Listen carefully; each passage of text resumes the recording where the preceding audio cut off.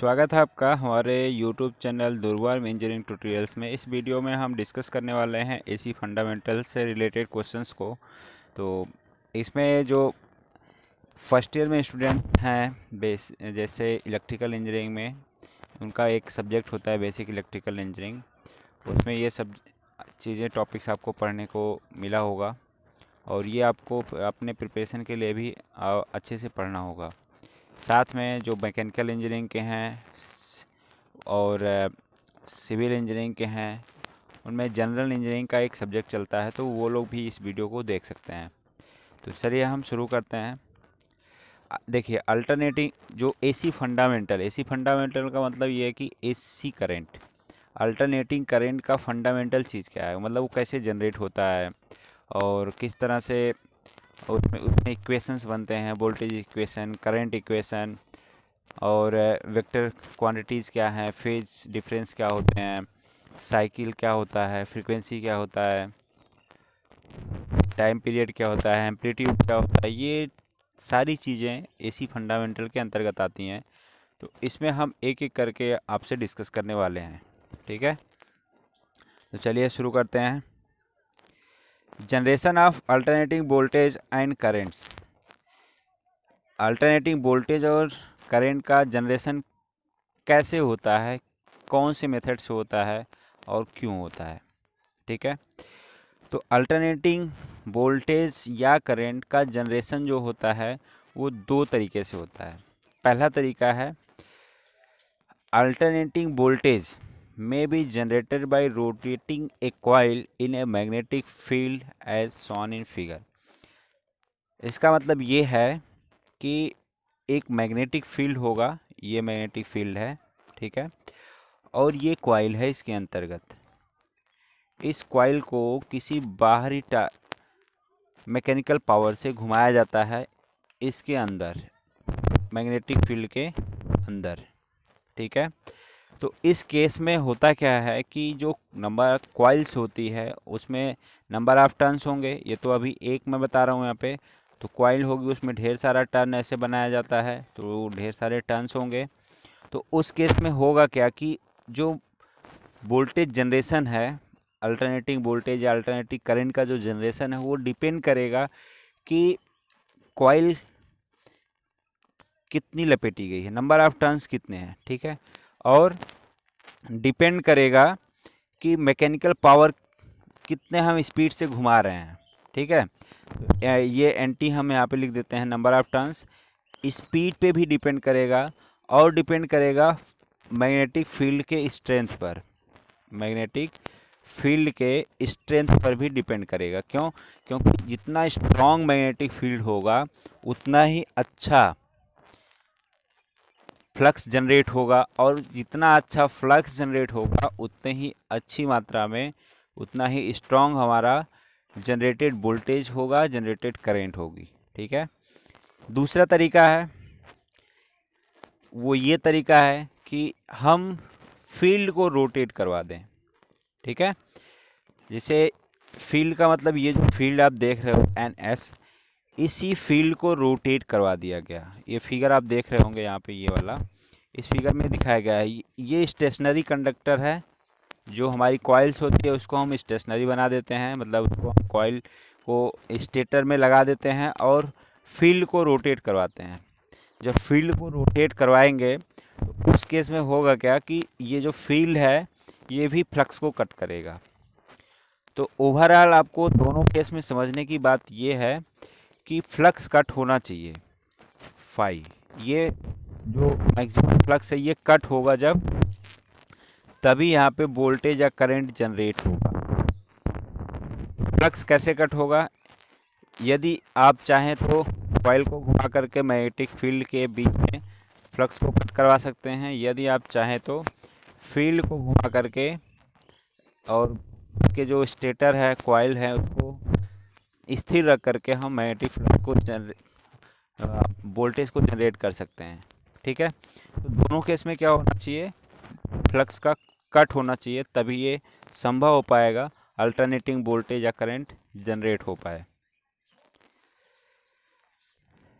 इसके बाद में अभी जो पीछे मैं डिस्कस किया हूँ कि जनरेटिंग वोल्टेज या जनरेटिंग करंट है वो किसके ऊपर निर्भर करेगी, तो वो निर्भर करेगी तो हमारी नंबर ऑफ टर्न्स है कॉइल के ऊपर, स्पीड है उसके ऊपर, और फील्ड की स्ट्रेंथ, मैग्नेटिक फील्ड का स्ट्रेंथ कैसा है उसके ऊपर ये निर्भर करता है कि हमारा जो जनरेटेड वोल्टेज है Eg ये कितना होगा, कैसे होगा। ठीक है, इसके बाद में अब जो इक्वेशन बनेगा वोल्टेज का या फिर करंट का, वोल्टेज या फिर करंट का ये कैसा होगा, किस तरीके का बनेगा। तो इसके लिए क्या होगा, हमें एक फिगर को कंसीडर करना होगा। यहाँ पे जो आप स्क्रीन पे देख रहे होंगे दो प्लेन है, एक्स और वाई एक्सिस में एक मैग्नेटिक फील्ड को सेटअप किया गया है। ये मैग्नेटिक फील्ड है, ठीक है, ये जो लाइनें आप देख रहे हो ये मैग्नेटिक फील्ड की हैं। ये मैक्सिमम फ्लक्स है, क्या मैक्सिमम फ्लक्स है, मैग्नेटिक फ्लक्स है। ये जो मैग्नेट होता है ये अपने चारों तरफ एक फ्लक्स जनरेट करता है, जिसके कारण ही उसके अंदर आने वाले जो वस्तुएं होती हैं, लोहा, ये उसके तरफ आकर्षित या प्रतिकर्षित होता है। ये डिपेंड करता है कि चुंबक के चारों तरफ कितना मैग्नेटिक फील्ड है। ठीक है, तो उसी तरह से एक प्लेन को कंसीडर किया गया, ये वाई एक्सिस और ये एक्स एक्सिस। ठीक है, इसमें एक कंडक्टर को ये दिखाया गया है, ये कंडक्टर या फिर आप कॉइल भी कंसीडर कर सकते हो, डजंट मैटर। इसके अंतर्गत में है क्या कि जो मैग्नेटिक फील्ड है ये, इससे कॉइल को मतलब ये कंडक्टर को थीटा डिग्री पे रखा गया है, एंगल पे। क्लियर। और ये जो हमारा कॉइल जब ये पोजीशन ये लेगा, ये वाली पोजीशन लेगा, तो इस केस में ये मैग्नेटिक फ्लक्स की लाइंस इसको कैसे कट कर रही हैं, 90 डिग्री पे। तो इस केस में हमारा जो फाई एम होगा ये मैक्स होगा। ठीक है, जब फाई एम मैक्स होगा तो वहाँ पे मैक्सिमम फ्लक्स कट होंगे। जब मैक्सिमम फ्लक्स कट होंगे तो हियर वोल्टेज जो जनरेटेड होगा ये बहुत ज़्यादा होगा। ठीक है, और इसको ओमेगा एंगुलर वेलोसिटी से घुमाया जा रहा है, मतलब इसको इस डायरेक्शन में रोटेट करवाया जाएगा, तभी तो कट होगा। मैग्नेटिक फील्ड के अंदर किसी कंडक्टर को रख के जब घुमाओगे आप तभी फ्लक्स कट होगा। तो उस केस में कुछ मात्रा में वोल्टेज जनरेट होगा। वो डिपेंड करता है कि ये जो लाइंस है मैग्नेटिक फ्लक्स की, इस लाइंस के द्वारा कितना कट किया जा रहा है इस कंडक्टर को। जितना कट किया जाएगा उतना ही ज़्यादा मात्रा में वोल्टेज जनरेट होगा। अब हम कंसीडर करेंगे कि जो कंडक्टर का एक्सिस है ये और यहाँ से ये, ठीक है, ये एक दूसरे से थीटा डिग्री पे डिस्प्लेस्ड हैं, और हमारा जो ये वर्टिकल कंपोनेंट है और ये हॉरिजॉन्टल कंपोनेंट है। अब देखिए वर्टिकल और हॉरिजॉन्टल कंपोनेंट्स क्या होते हैं, इसको थोड़ा मैं वैसे बता देता हूँ आपको। ये आपका हॉरिजॉन्टल कंपोनेंट होता है और ये होता है वर्टिकल कंपोनेंट। तो वर्टिकल कंपोनेंट जब हम पढ़ते हैं फोर्सेस के बारे में, two forces applied with in A point, जो जिसका एक डायरेक्शन ऊपर की तरफ हो और एक डायरेक्शन नीचे की तरफ हो, मतलब बैलेंसिंग कैसे क्रिएट होती है। तो उस केस में होता है ये जो आपका वर्टिकल एक्सिस होता है इसको हम डिनोट करते हैं। अगर हमारी क्वांटिटी मान लीजिए हम फ्लक्स की वैल्यू को देखते हैं तो ये फाई एम पास थीटा होगा, एंगल कितना है ये थीटा का है, और ये क्या होगा हमारा फाई एम साइन थीटा होगा। ठीक है, तो वही चीज़ यहाँ पे दिखाई गई है। ये ज़्यादा कुछ नहीं है, ये आपका क्या है वर्टिकल और हॉरिजॉन्टल कंपोनेंट्स हैं जो इसके कंडक्टर के पोजीशन को रिप्रेजेंट करते हैं कि इसकी किस पोजीशन में ये है। आगे अब होगा क्या कि जब इस कंडक्टर को घुमाया जाएगा omega radian, omega angular velocity से, और स्टार्टिंग में ये कॉइल जो है t इक्वल टू 0 टाइम पे, मतलब बिल्कुल शुरुआत जब होती है इस केस में, जब हमारा कंडक्टर अगर इसके पैरेलल आ जाता है, इस लाइन के ऐसे आ जाता है, तो उस केस में क्या होगा कि कोई भी फ्लक्स कट नहीं होगा, तो यहाँ पे जनरेटेड जो वोल्टेज होगा वो भी क्या होगा, 0 होगा। ठीक है, तो अब हम इससे इक्वेशन बनाएंगे। कैसे बनाएंगे उसको देखते हैं। फैराडे का नियम आप लोगों ने पढ़ा होगा, और अगर नहीं पढ़े हैं तो आप कमेंट कीजिएगा, मैं बना दूंगा इस पे वीडियो, कैसे वो खोज किए थे कि कोई भी कंडक्टर को जो मैग्नेटिक फील्ड रख करके घुमाते हैं तो वहाँ पे फ्लक्स जनरेट हो, फ्लक्स कट होने के बाद में वोल्टेज जनरेट होता है। तो according to Faraday's law of electromagnetic induction, EMF induced in the coil is given by the rate of change of flux linkage of the coil। इसका मतलब ये होता है कि जो जनरेटेड EMF होता है, EG हम यहाँ दिखा रहे हैं, आप E कहीं कहीं E से भी दिखाया गया होगा, चलिए हम EG मान लेते हैं, E equal to minus N into D phi by D T. अब ये rate of change of flux है D phi by D T, N क्या है, नंबर ऑफ टर्न्स है कॉइल का, एन माइनस से साइन जो है ये डिनोट करता है कि जो वोल्टेज जनरेट हो रहा है ये जिस कारण से जनरेट हो रहा है उसी का ये विरोध करता है। ये लेंज के नियम के अनुसार यहाँ पे नेगेटिव आता है। ठीक है, चलिए आगे चलते हैं। अब जो EMF है, वोल्टेज है अल्टरनेटिंग, वो जनरेट कैसे होगा, उसका इक्वेशन क्या बनेगा, तो हम फैराडेज के इलेक्ट्रोमैग्नेटिक इंडक्शन लॉ में हम ये पुट करेंगे, E इक्वल टू, पहले तो ये हम देख लेते हैं कि है क्या, D N phi by D T, ये है इसका नियम, माइनस यहाँ रहेगा। तो इसमें अभी हम ये देखे हैं कि phi equal to phi M cos omega T, ये जो फ्लक्स है मैग्नेटिक फ्लक्स ये है हमारे कंडक्टर के लिए, जो पिछले पिक्चर में आपको दिखाए थे, अभी समझा रहे थे। तो इसकी जगह पे फाई की जगह पे ये वैल्यू हम पूरा पुट कर देंगे, इतनी वैल्यू। जब इसको पुट करेंगे और डिफ्रेंशिएट करेंगे, पुट करने के बाद जब डिफ्रेंशिएट करेंगे तो ये आएगा minus N phi M omega minus sine omega T volt. ठीक है, ये आएगा। अब यहाँ पे भी माइनस, यहाँ पे भी माइनस, तो ये प्लस हो जाएगा। अब इस केस में होगा क्या कि जब हमारी कई कंडीशन बनेंगी, क्योंकि कॉइल जो है वो ऐसे मूव करेगी, टोटल कितना बनेगा, 360 डिग्री का एंगल होगा। ठीक है, तो अगर हम चेक कर सकते हैं कि 0 डिग्री पे कितना EMF होगा, 10 डिग्री पे कितना होगा, 20 डिग्री पे कितना होगा, 30 डिग्री पे कितना होगा, फर्दर आगे भी। बट हम चेक करते हैं कि मैक्सिमम कितना होगा, कहाँ होगा, मैक्सिमम होगा 90 डिग्री पे। क्यों?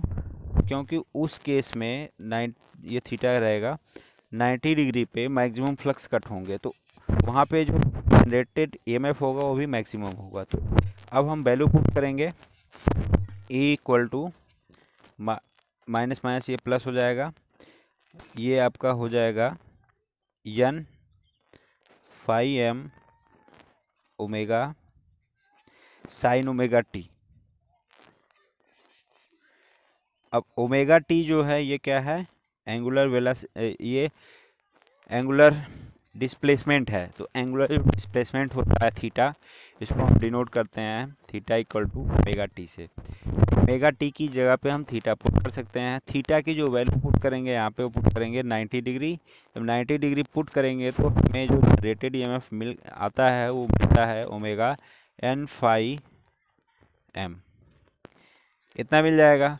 अब ओमेगा की जो वैल्यू होती है 2 पाई एफ, इसकी वैल्यू हम यहाँ पुट कर सकते हैं।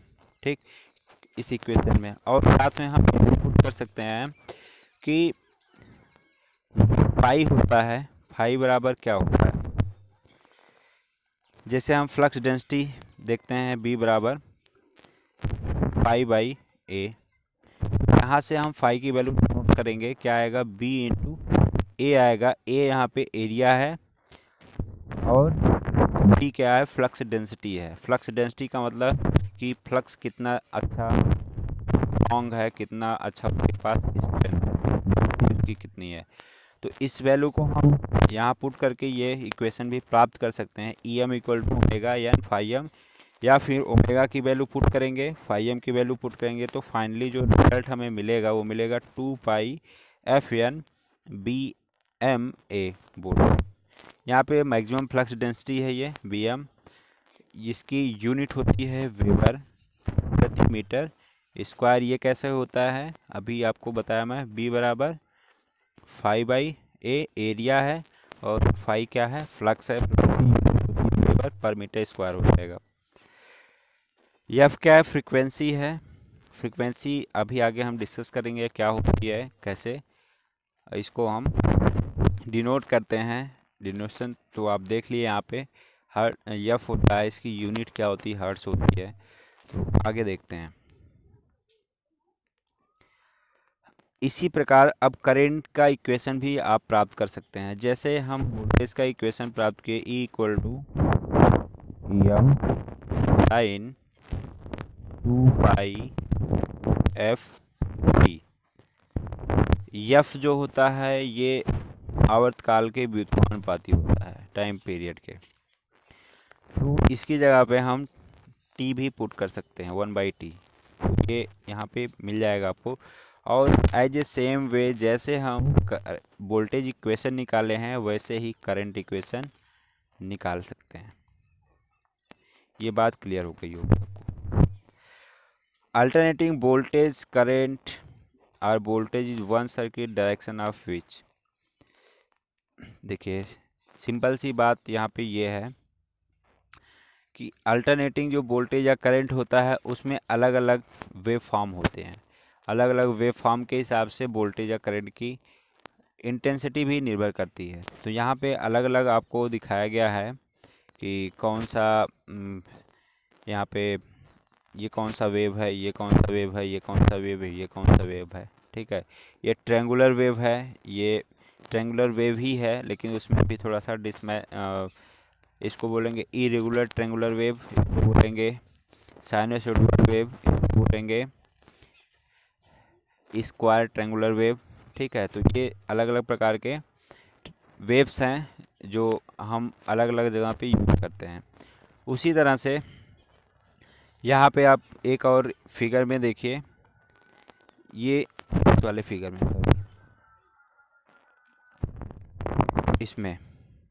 इसमें देखिए फंडामेंटल एक फ्रीक्वेंसी वाली है 50 हर्ट्ज का है। तो इसका जो एम्पलीट्यूड है, जो साइन वेव है, ये इस तरह से है। अब होता क्या है कि इसमें जब प्रॉब्लम क्रिएट होती है, प्रॉब्लम मतलब हार्मोनिक्स जनरेट होती है। हार्मोनिक्स का मतलब होता है कि जो हमारा वेव्स है वो अपना शेप चेंज कर दे किसी रीजन से। ये मशीन में आपको करेंगे, मैं मशीन के लेक्चर में पढ़ाऊंगा डिटेल में आपको। तो उस केस में होता क्या है कि हमारा जो साइनोसॉइडल वेव है ये पूरा साइनोसॉइडल नहीं मिल पाता है हार्मोनिक्स के कारण।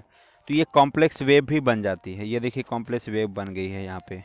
ठीक, और ऐसा भी होता है कि जब ये कॉम्प्लेक्स वेव ना बन के अगर उसमें हार्मोनिक्स कई गुना ज़्यादा हो गई, तो उस केस में क्या होगा कि इसमें जो हमारा फंडामेंटल फ्रीक्वेंसी है ये, इसमें कई फ्रीक्वेंसी हो जाएंगी। Third harmonics, fifth harmonics, second harmonics, fifth harmonics, इस तरह से होता है। तो ये पूरा हमारा सिस्टम को इफेक्ट करता है। ठीक है, अब कई फ्रीक्वेंसीज ऐसी हैं जैसे 50 हर्ट्स है, 60 हर्ट्स है, 100 हर्ट्स है। तो कई फ्रीक्वेंसी एक साथ जब सप्लाई किया जाए कई फ्रीक्वेंसी का सिग्नल, तो उस केस में भी क्या होता है कि वो एक दूसरे में मिक्स हो सकते हैं। तो उस केस के लिए आपको देखना होगा कि कौन सा हार्मोनिक्स जनरेट हो रहा है किस फ्रीक्वेंसी में और उसको कितना डिस्ट्रॉय कर रहा है। तो उसके हिसाब से उसका वेव शेप चेंज होता है। अब देखिए साइकिल क्या है, मतलब जो चक्र होता है वो क्या होता है। अल्टरनेटिंग क्वांटिटी मीन्स वोल्टेज या करंट की जो वैल्यू है वो एक साइकिल को कंप्लीट करती है पॉजिटिव और निगेटिव डायरेक्शन में। टोटल वैल्यू कहने का मतलब ये हुआ कि एक साइकिल कंप्लीशन में, जैसे साइनसॉइडल वेव अगर हम लेते हैं तो यहाँ से लेकर के यहाँ तक जो साइकिल कंप्लीट करने में टोटल ये पॉजिटिव डायरेक्शन है और ये निगेटिव डायरेक्शन है। जो वैल्यू हम अटेन करते हैं उसको बोलते हैं वन साइकिल। टाइम पीरियड किसको बोलेंगे?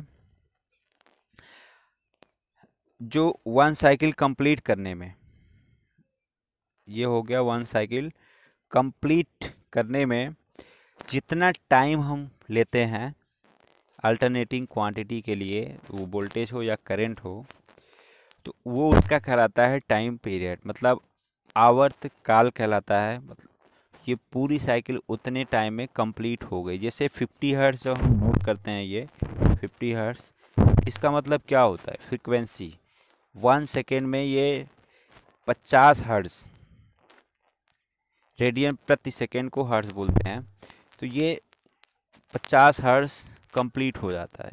इसका मतलब ये हुआ कि जो साइनसॉइडल वेव है एक सेकेंड में इसकी जो फ्रीक्वेंसी है, ये कंप्लीशन साइकिल है वो 50 साइकिल अपना कंप्लीट कर लिया।